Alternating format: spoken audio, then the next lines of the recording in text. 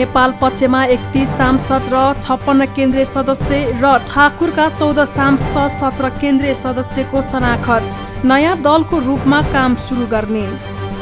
नेकपा एमालेबाट विभाजन भएर दल दर्ताका लागि निर्वाचन आयोग पुगेको नेकपा एकीकृत समाजवादीले 31 सांसद र 65 केन्द्रीय सदस्य उपस्थित भएको दावी गरेको छ। माधव नेपालले नयाँ पार्टी दर्ता गराउने क्रममा वरिष्ठ नेता झलनाथ खनालको हस्ताक्षर दिल्लीबाटै शनाखत भएको छ। नाम पहिले प्राप्त भएको र बिरामी भएर सशरीर उपस्थित हुन नसक्ने बताएपछि प्रत्यायोजन अधिकार प्रयोग गरिएको हो। प्रदीप नेपाल भने बिसन्चो हुँदा पनि शनाखतका लागि आयोग पुगेका छन्। नेपालको पक्षमा थप 4 जनाले बुधबार शनाखत गरेका हुन्। शनाखतको लागि हामी 55 जना 56 जनाको नाम निर्वाचन आयोगमा दर्ता गरेका छौँ। 56 मध्ये भास्कर काप्ले बाहेक अहिले जेएन कमरेड हामीसँग हुनुहुन्न, यद्यपि उहाँको पनि भइसकेको छ। 55 जना कमरेडहरू केन्द्रीय कमिटीका सदस्य कमरेडहरू शनाखत गर्ने काम गर्नुभएको छ र बाँकी विक्रम शाही, सोमप्रसाद पाण्डे, रामप्रीत पासवान र राजन राई गरेर 4 जना कमरेडहरूको पनि निर्णय हुँदैछ। यदि यहाँहरूको निर्णय भयो भने 59 जना केन्द्रीय कमिटीका सदस्य कमरेडहरूको शनाखत हुने भयो र सांसदहरूमा 29 जना सांसद र 1 जेएन कमरेड सहित 30 जना कमरेडहरूको मान्यज्यूहरूको शनाखत भएको छ र बाँकी सोमप्रसाद पाण्डे, माया गेवाली, तुलसा थापा र शारदा भट्ट यी 4 जना मान्यज्यूहरूको पनि शनाखत हुन बाँकीको छ। यदि यहाँहरूको पनि शनाखत भयो भने 34 जना मान्यज्यूहरूको शनाखत हुन्छ। सांसदहरू सोमप्रसाद पाण्डे र माया गेवाली सहित 4 जना बुधबार आयोगमा पुगे शनाखत गरेका हुन्। निर्वाचन आयोगले पार्टी दर्ताका लागि नागरिकता र मतदाता पत्र सहित शनाखतका लागि भौतिक रूपमा उपस्थित हुन अनुरोध गरेको थियो। 2 दिनदेखि चन्द्रगिरी हिल्स रिसोर्टमा रहेका माधव नेपाल सहितका नेताहरू आज बिहानै त्यहाँबाट टुरिस्ट बसमा चढेर पार्टी शनाखतका लागि निर्वाचन आयोग पुगेका थिए। नेकपा एकीकृत समाजवादीले केही दिन अघि पार्टी दर्ताका लागि निवेदन दिएको थियो। जनता समाजवादी पार्टी जसपाको आधिकारिकता विवादका क्रममा निर्वाचन आयोगको फैसलाबाट छुटिएको महन्त ठाकुर र राजेन्द्र महतोको पक्षमा 14 जना सांसदहरूले शनाखत गरेका छन्। नयाँ पार्टी गठनका लागि निर्वाचन आयोगले बोलाएपछि जसपाका नेता महन्त ठाकुरको पक्षमा 14 जना सांसदहरूको शनाखत भएको हो। आज हामी विधिवत रूपमा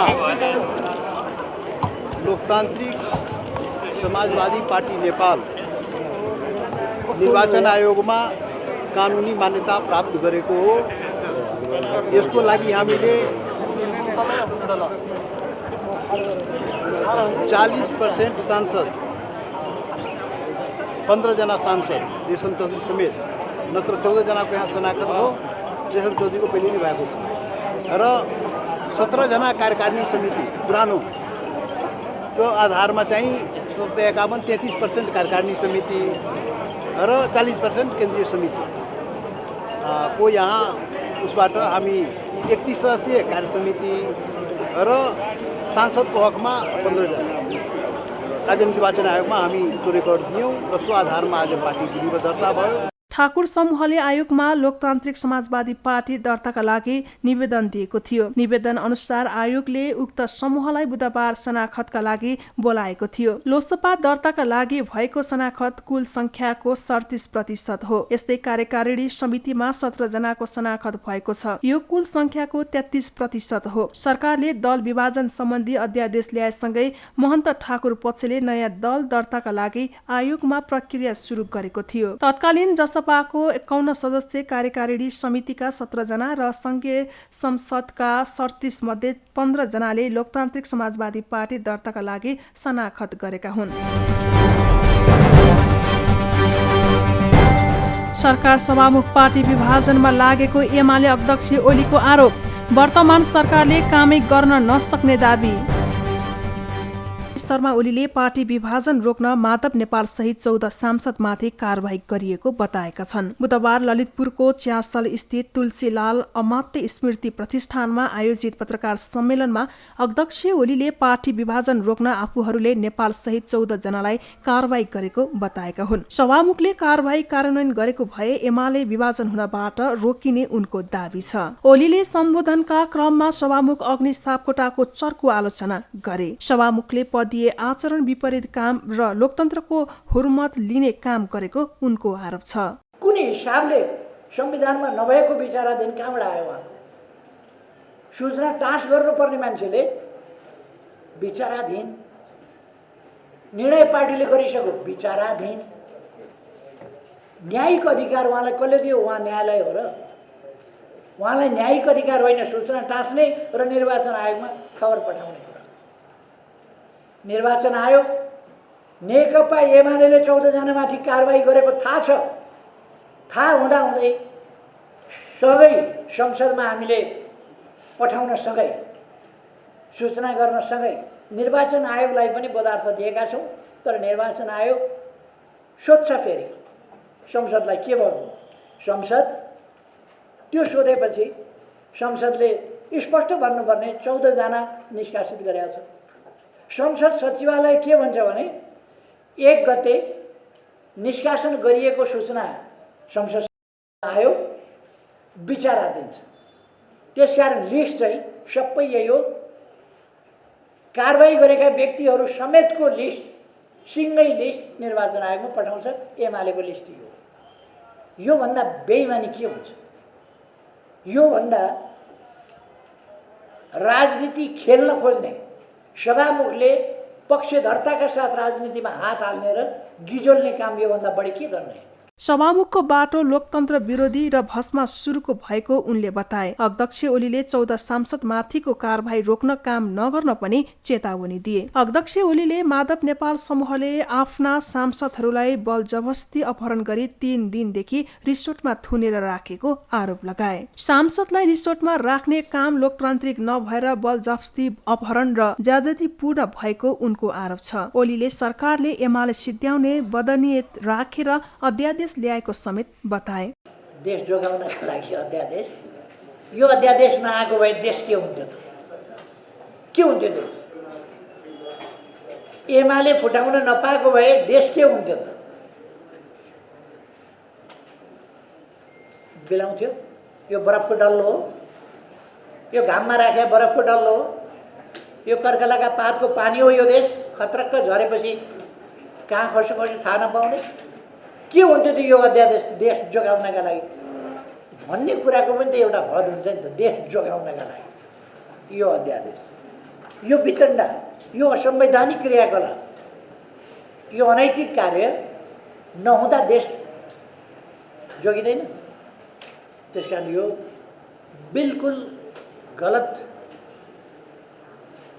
परिभाषा हो, गलत व्याख्या हो। यस्ता गलत व्याख्यामा हामी कोही पर्नु हुँदैन भन्ने मलाई लाग्छ।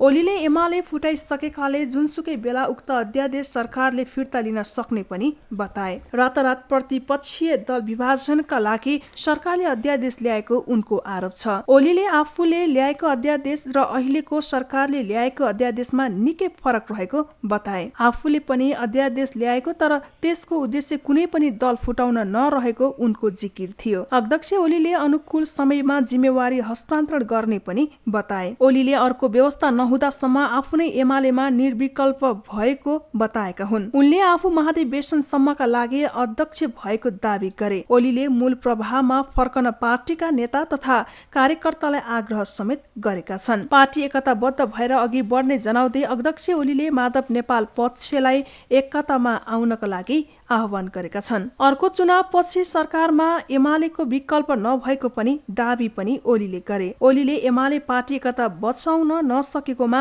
दुखी रहेको बताए। अनेकौं कोसिस गर्दा गर्दै पनि बचाउन नसकेको र पार्टी फुटेकोमा आफू दुखी भएको उनको भनाइ थियो। संविधानमाथि राजनीति नगर्न नेताहरूलाई पूर्व प्रधान न्यायाधीशको चेतावनी। नेताको अहम्तालले संविधानमाथि प्रश्न उठेको गुनासो।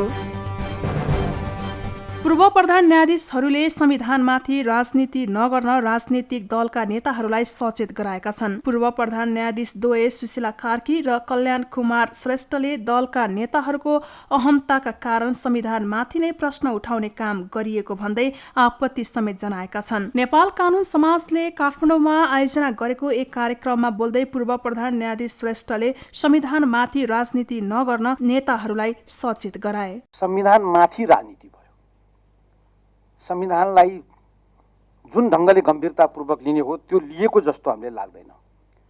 सत्तामा कब्जा गर्ने दृष्टिकोण अहम रह्यो र संविधानले तय गरेका मूल्य मान्यताबाट आबद्ध रहने कुराहरू अलिक कम रह्यो जस्तो लाग्छ। त्यसो हो भने हाम्रो संविधानले राजनीतिलाई आधारको रूपमा काम गर्न सक्यो कि सकेन, एउटा 100 प्रश्न हामीसँग छ जस्तो मलाई लाग्छ।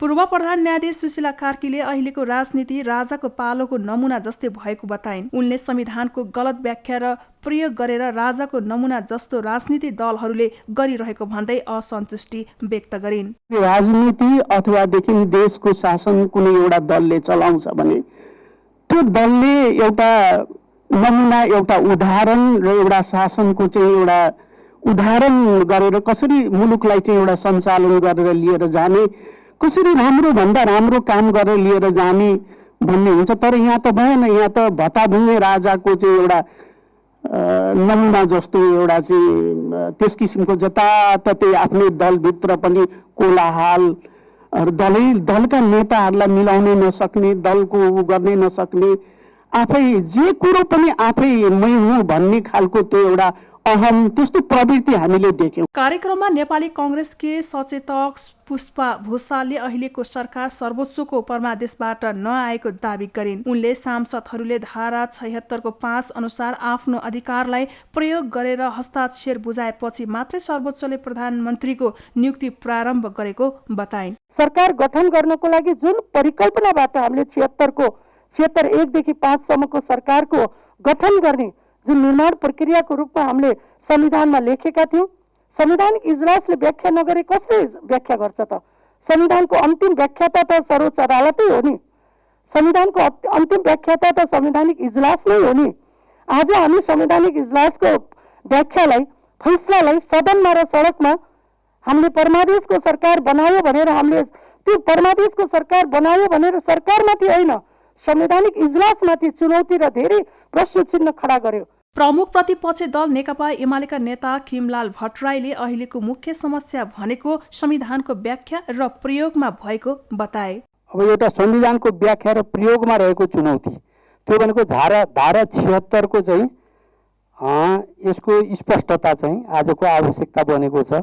यो के हो, हामीले गर्न खोजेको के हो, संविधान बनाउँदाका बखतमा चाहिँ हामीले कुन हिसाबले चाहिँ त्यो कुरा लेखियो, त्यसको मनसाय के हो, कसरी अगाडि बढ्ने भन्ने चाहिँ यो विषय एउटा टुङ्ग्याउनु पर्ने विषय, व्याख्यामै सही यसलाई चाहिँ टुङ्ग्याउनु पर्ने मलाई लाग्दछ। सत्ता साझेदार नेकपा माओवादी केन्द्रका नेता तथा पूर्व मन्त्री वर्षमान पुनले संविधानको नेतृत्व गर्ने दलहरू नै संविधान कमजोर पार्न लागि परेको बताए। मूल संविधान लेखनमा या जारी गर्नमा सहमत भएका दलहरू पछि हटेको जस्तो र संविधान जारी गर्दा विरोध गर्ने दलहरू संविधान रक्षामा आएको जस्तो यो गजबको चाहिँ सिनारियो अहिलेको हो। त्यसैले यो विषय हो खासमा बहसको विषय। यो किन भयो? किन संविधान भनेको राजनीतिक शक्ति सन्तुलन, त्यहाँको सामाजिक शक्ति सन्तुलनकै अभिव्यक्ति हो।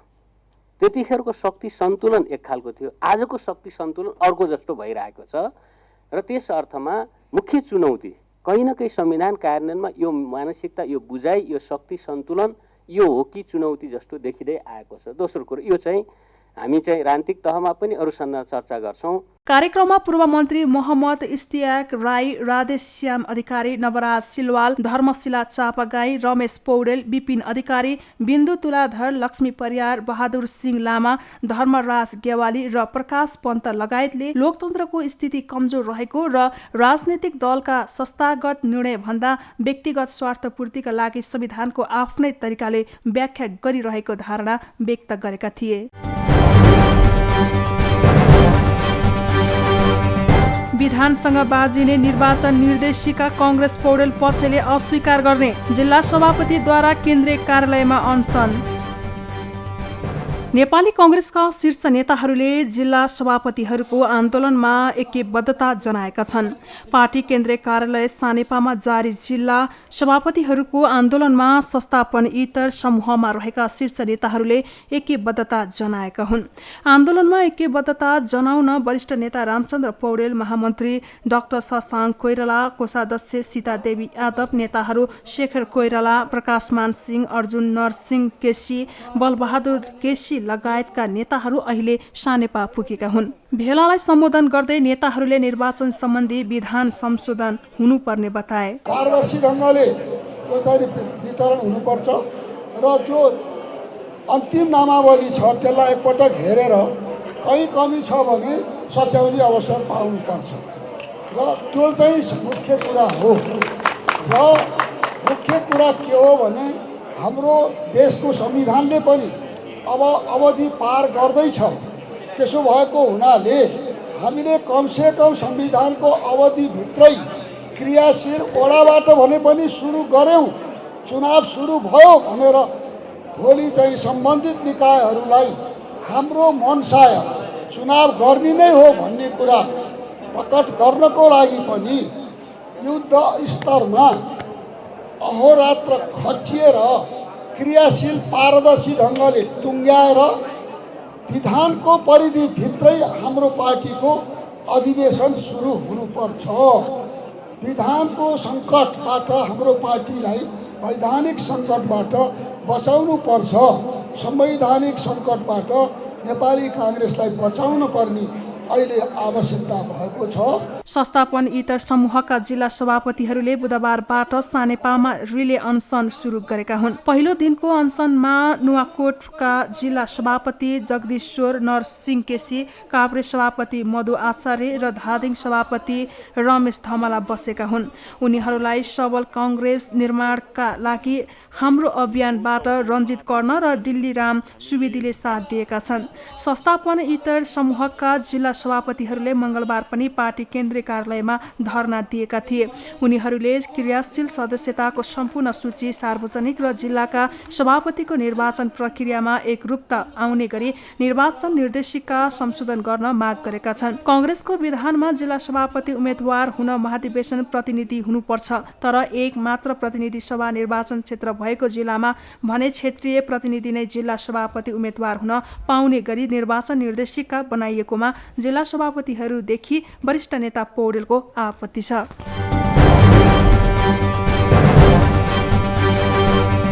माओवादी केन्द्रद्वारा पूर्व सभामुख महरालाई प्रवक्ताको भूमिकामा फर्किए, नारायण काजीलाई प्रवास विभागको जिम्मेवारी। नेकपा माओवादी केन्द्रले पूर्व सभामुख कृष्ण बहादुर महरालाई प्रवक्ताको जिम्मेवारी दिएको छ। माओवादी स्थायी समिति बैठकपछि अध्यक्ष पुष्पकमल दाहालद्वारा जारी परिपत्रमा महरालाई प्रवक्ताको जिम्मेवारी दिएको उल्लेख छ। नारायण काजी श्रेष्ठले प्रवक्ता छोडेपछि महरालाई जिम्मेवारी दिएको हो। बलात्कारको आरोप लागेपछि महराले सभामुखबाट राजीनामा दिएका थिए। जिल्ला अदालत र उच्च अदालतले सफाई दिएपछि उनी पार्टीको जिम्मेवारीमा फर्किएका हुन्। यससँगै माओवादी स्थायी समितिले श्रेष्ठलाई प्रवास भाग प्रमुखको जिम्मेवारी दिएको छ। त्यस्तै अर्थमन्त्री समेत रहेका जनार्दन शर्मालाई संगठन विभाग प्रमुख बनाइएको छ। स्कुल विभाग प्रमुख अध्यक्ष पुष्पकमल दाहाल नै रहेका छन्। केन्द्रीय कार्यालय इन्चार्ज वर्षमान पुन भएका छन्। नेपालमा थप 2482 जनामा कोरोना संक्रमण, उपत्यकामा 745 संक्रमित थपिए, थप 44 जनाको मृत्यु। पछिल्लो 24 घण्टामा नेपालमा 2482 जना कोरोना संक्रमित थपिएका छन्। कुल 15290 जनाको कोरोना परीक्षण गर्दा पीसीआरमा 1862 जना र एन्टिजेनमा 620 जनामा संक्रमण पुष्टि भएको हो। काठमाडौँ उपत्यकामा 745 जना कोरोना संक्रमित थपिएका छन्। ती मध्ये काठमाडौँमा 515, भक्तपुरमा 142 र ललितपुरमा 88 जना छन्। आजको कोरोना संक्रमण दर 19.2% रहने बताइएको छ। सबैभन्दा उच्च कर्णालीमा 46% छ। 20 जिल्लामा 5 बढी संक्रमित छन्। नेपालमा संक्रमितको कुल संख्या 8,34,000 नागेको छ। बुधबार 1,781 जना संक्रमण मुक्त भएका छन्। हाल देशभर 38,287 जना सक्रिय संक्रमित रहेको स्वास्थ्य मन्त्रालयले जनाएको छ। ती मध्ये 35,250 जना घरमा र बाँकी संस्थागत आइसोलेसनमा छन्। संक्रमित मध्ये आइसियुमा 610 जनाको उपचार भइरहेको छ भने 161 जना भेन्टिलेटरमा छन्। यस्तै 396 जना क्वारेन्टाइनमा छन्। गत 24 घण्टाको अवधिमा देशभरका विभिन्न ठाउँमा गरी 44 जना कोरोना संक्रमितको मृत्यु भएको छ। यससँगै नेपालमा हालसम्म कोरोना भाइरसको संक्रमणबाट मृत्यु हुनेको संख्या 10,612 पुगेको छ। पूर्ण मात्रा कोभिड खोप लगाउने 39 लाख नागेको छ भने 49.5 लाख भन्दा केही बढीले पहिलो मात्रा खोप लगाएका छन्। एन्फा विवाद छानबिन समितिले राखेपालाई प्रतिवेदन बुझायो। प्रशिक्षक अलमुताइरीले आचरण सुधार गर्नुपर्ने निष्कर्ष। अखिल नेपाल फुटबल संघ एन्फाका वरिष्ठ उपाध्यक्ष पंकज विक्रम नेमाङ र राष्ट्रिय फुटबल टोलीका मुख्य प्रशिक्षक अब्दुल्लाह अलमुताइरी बीचको विवाद छानबिनका लागि गठित समितिले आज राखेप समक्ष प्रतिवेदन बुझाएको छ। राखेपले नै बनाएको छानबिन समितिले करिब 3 साता लगाएर 14 जनासँग बयान लिएको थियो। छानबिन प्रक्रिया पूरा भएपछि समितिले बुधबार राखेप सदस्य सचिव रमेश कुमार सिलवाललाई प्रतिवेदन बुझाएको हो। समितिले बुझाएको प्रतिवेदन राखेप सदस्य सचिव सिलवालले युवा तथा खेलकुद मन्त्रालयमा बुझाउनेछन्। मन्त्रालयले त्यसलाई फेरि एन्फामा पठाउनेछ। प्रतिवेदन सार्वजनिक गर्नु अघि समितिले सहमति जुटाउनका लागि गत साता एन्फा अध्यक्ष कर्मा छिरिङ शेर्पा, महासचिव इन्द्रमान तुलाधर सहित नेमाङ र अन्य एन्फा पदाधिकारी बीच गराएको छलफल बिना निष्कर्ष सकिएको थियो। गत साउन 10 गते अलमुताइरीले वरिष्ठ उपाध्यक्ष नेमाङका कारण आफूलाई काम गर्न अप्ठ्यारो भएको आशयका साथ पदबाट राजीनामा दिने घोषणा फेसबुक मार्फत गरेका थिए। त्यसमा नेमाङले कडा आपत्ति जनाउँदै अलमुताइरी विरुद्ध छानबिनको माग राखेका थिए।